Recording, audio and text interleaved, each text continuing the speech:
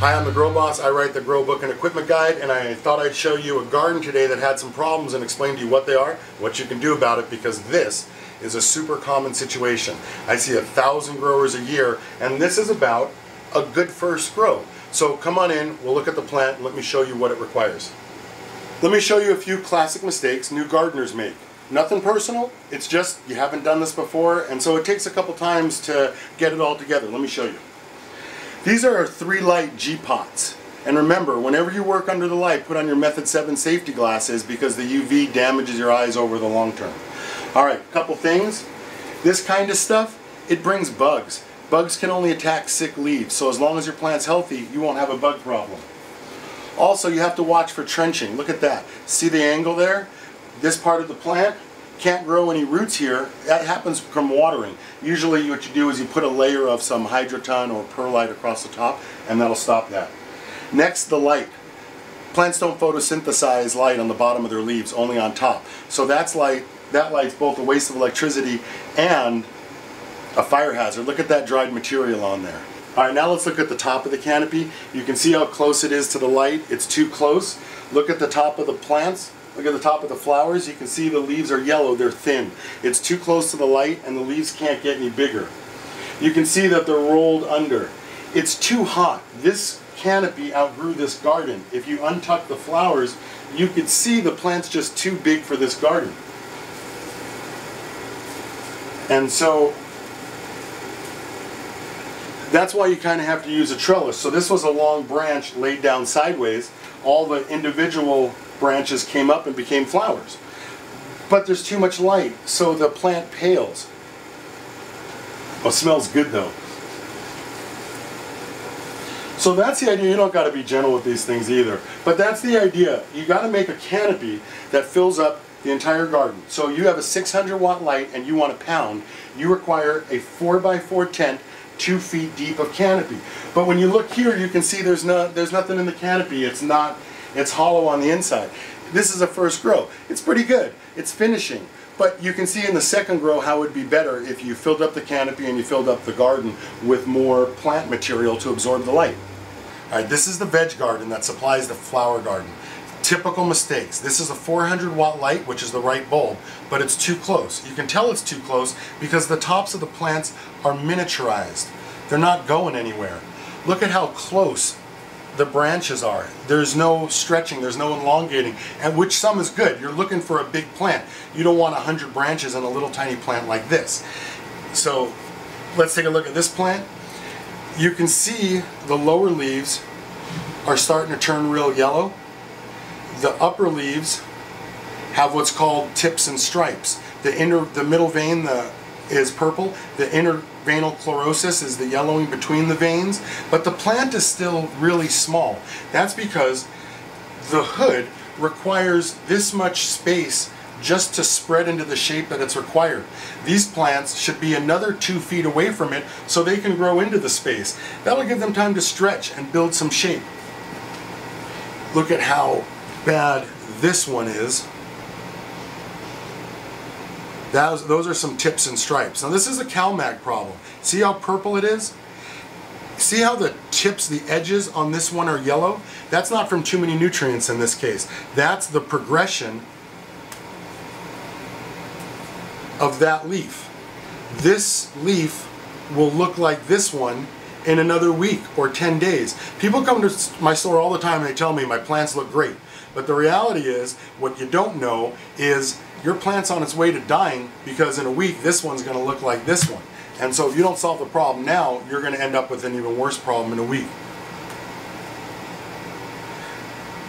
It's just not what you're looking for in a plant. They should be dead flat, light green, face up, excited to grow. But here you can see the light's too close. I'll show you how high this light should actually be.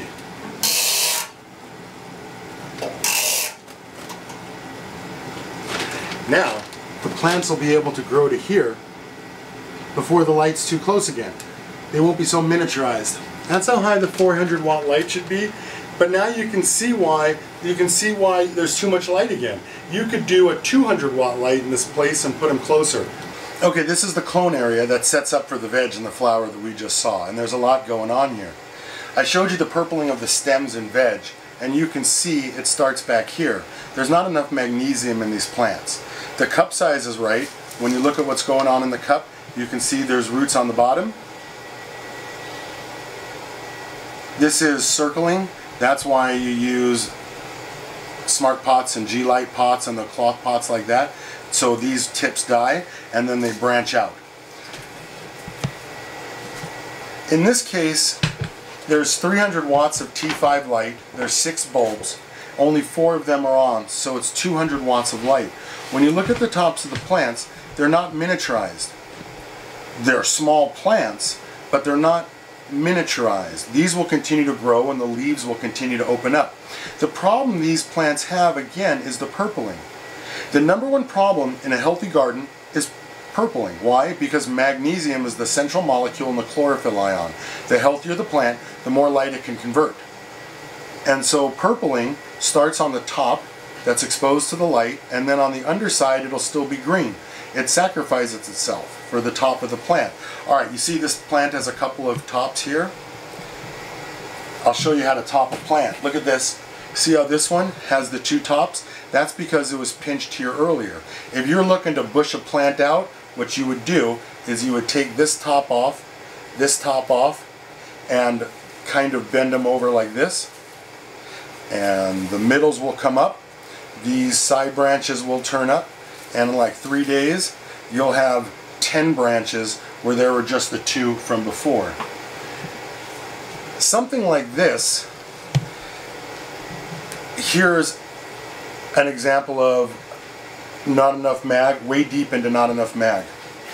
Another example of way deep into not enough mag. Continuing with this plant, there's no reason to keep this branch here because it's not going anywhere. And you look at this, it's got 2 tops in this middle. All this is worth is a cutting.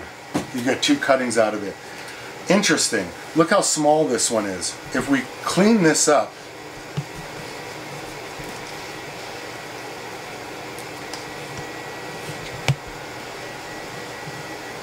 all of a sudden you see this one with this notch right here might very well turn into this one in 2 weeks. That's how you get this. That's how you get so many branches from such a short plant, so we don't end up in flower with the whole canopy too close to the light. We continuing to strip off the problem leaves. You can see that we got a better looking plant. Here's one with 2 branches and a top. Instead of pinching this one, what I'll do is I'll just bend the top over, squeeze it, break it, bend it over, and now I kind of twist it and tuck it under. This will come up in a day and you'll just turn it back down again. It'll do it for a couple of days, but that'll give these 2 branches a time to catch up, and now you'll have 3 tops from this plant. Same thing here. It's a tight plant. See how tight it is? See how it's not branching out? See how tight these plants stay, how they're not branching out? This would encourage branching out on this branch here.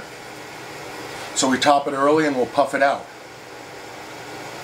Also, more mag would help it too. Let's take a look at some more roots. You know, the plant's getting a little big for this cup. And the roots aren't there yet. So more great white microbes would probably help this. Definitely magnesium. And here we have this again. If you're going to do a low stress training where you take the long branches and you bend them down under a trellis, this is a perfect example. This branch will turn up. This branch will turn up. This branch will turn up, and all of a sudden you'll have 1, 2, 3, 4 branches. This branch will turn up, and if you want to encourage it, you just take off the top. Now all those will now become tops, and yet your plant will still be this low. Do the same thing on this side. Take another plant like this, put it into the space like that, and you'll have a bunch of tops in a really small area. Problem is you end up with a lot of plants too. Here's one with 3 tops. If you want to slow this one down, take some of the lower branches, fold it over, do a little twisting and bending and breaking so the top folds down. It's a weed, it'll grow back. You don't have to worry about damaging anything. So here is 1, 2, 3, 4 tops from a plant this small. If I took this one and this now has 4 tops.